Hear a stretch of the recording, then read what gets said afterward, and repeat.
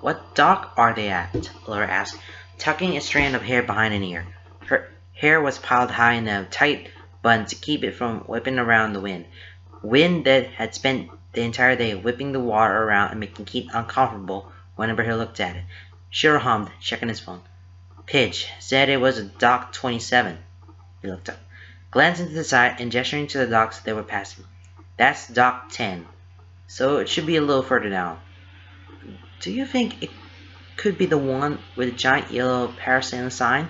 She asked, her smile bleeding into his voice as she pointed ahead of them. Shiro lifted his head, a smile quirking his lips. Could be.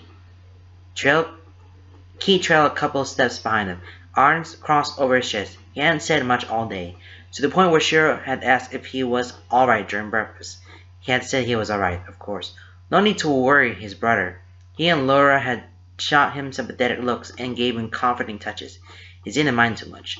Let them think it was just nerves in the race. It wouldn't be a complete lie. The race had certainly weighed heavily on his mind. There were no doubt hoping that these little excursions would be good distractions for him. Hoped so too. Not that he had much faith that it would work. As they walked along the docks, he found his shoulders slumped and his feet dragging. It wasn't that he was opposed to parasailing. In fact, he was somewhat looking forward to it.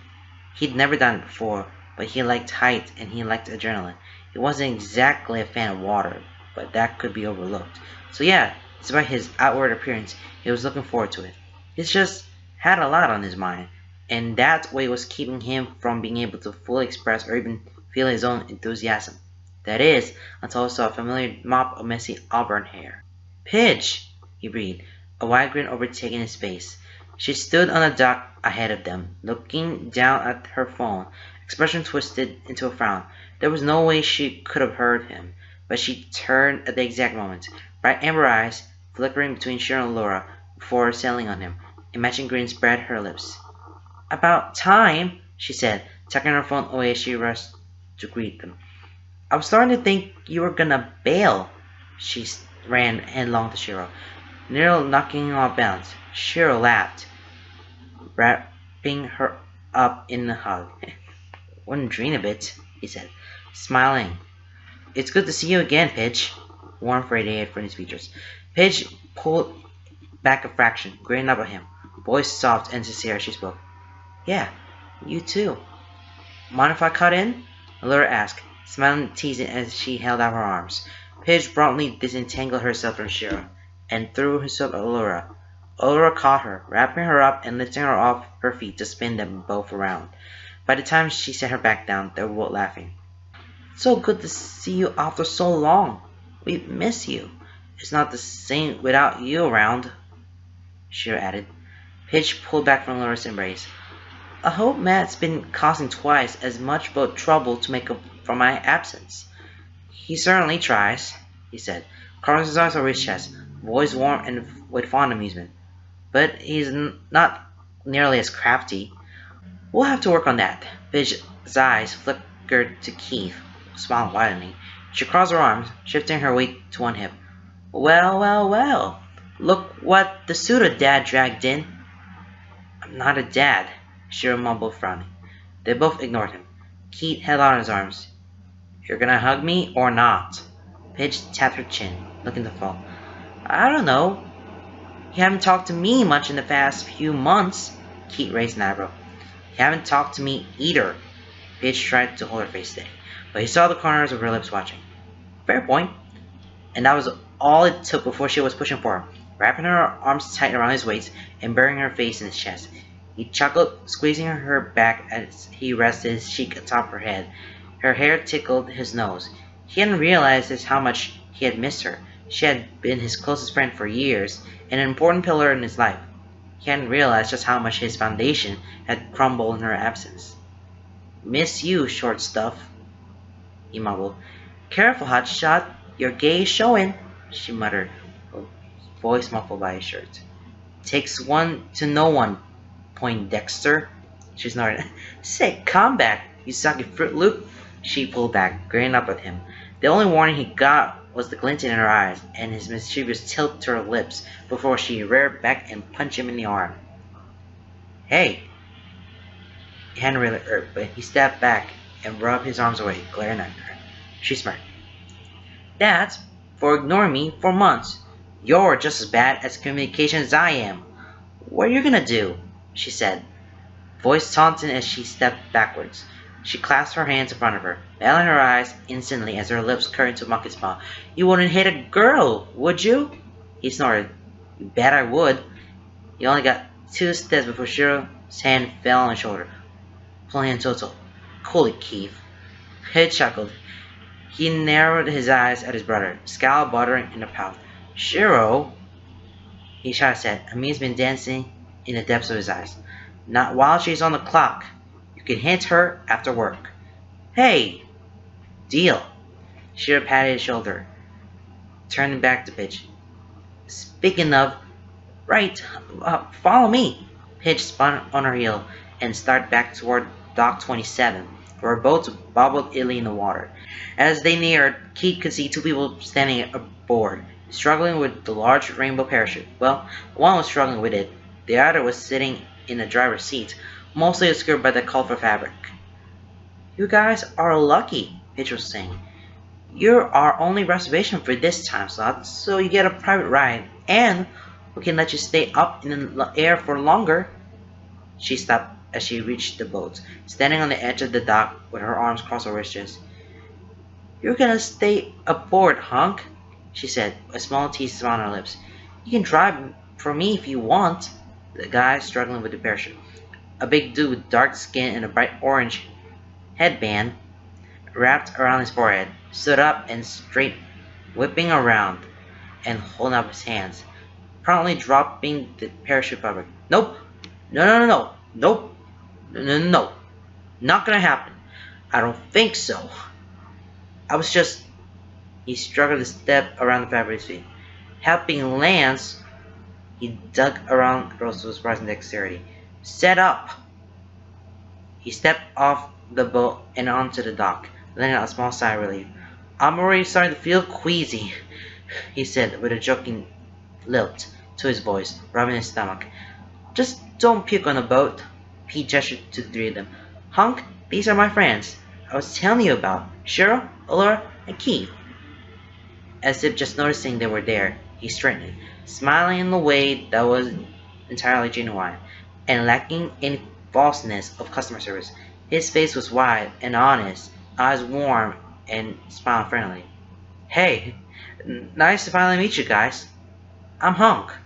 He strode forward, shaking each of their hands in turn. His grip was firm and yet oddly gentle.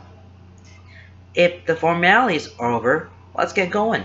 Peach leapt onto the boat, carefully picking her way over the folded parachute that lay on the raised rear deck before stopping behind the driver's seat. She stood with her hands on her hips, nudging the guide there with her shoe. Move it. I'm driving. But you always drive. You're better at the parasail. That was a hummed response. True. Also more charming with the customers. Let's not get carried away. Now, move it. They begrudgingly stood, spinning around to face them as they climbed onto the boat and moved toward the seats along the front. Keith froze mid-step, eyes widening a fraction as he took the guy in. Light brown skin, darker short hair, blinding smile, bright blue eyes. He was pretty certain that he had never seen this guy before in his life. Yet he could stop the nagging feeling of familiarity as he looked him over. Guys, name's Lance, he drawled, cutting off Pitch and reaching out a hand to Shiro. His smirk was cocky, and that did nothing to lessen the sensation that he was missing something. Shiro took it, smiling kindly. Shiro. And this is my fiancée, Allura. And my brother, Keith. Lance's attention slid to Allura, holding out a hand to her. Nice to meet you, princess, he practically purred. Keith cringed. Allura cocked an eyebrow. The shadow of a smile was vaguely amused, but not quite flattered on her lips as she took his hand. From the way Lance wins, and Keith was willing to bet Allura gave his hand a tight, warming squeeze. Charmed. Glad to hear it, Lance said, managing to sound amused, honest, and just a little bit pained. Then he turned to Keith. He felt trapped under that sternly blue gaze. And Keith, right? He nodded, automatically taking the hand I was offered. His skin was surprisingly soft, despite the firm grip.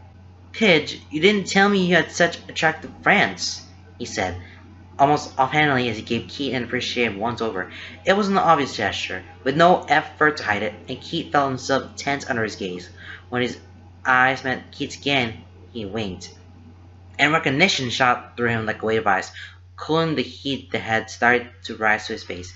Keith gaped at him, the words leaving his mouth before he could stop them. "You're the Riverman." Everyone seemed to freeze around. The air became thick in his lungs when he realized he had said that out loud. Time ticked by, slow and sluggish, with the only sounds of waves lapping against the boat to break the silence. Lance's smile faded to surprised confusion. He blinked blankly, one eyebrow raised. The Riverman? He could definitely feel his face heating up now. He stared, eyes wide in horror and lips pursed tight. He scrambled to find a response, make his mouth move, and say something.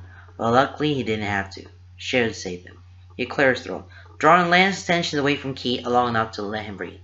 "We, saw someone swimming in the river yesterday, by the hot spring. He swam across and then walked around the bend, and we didn't see him come back."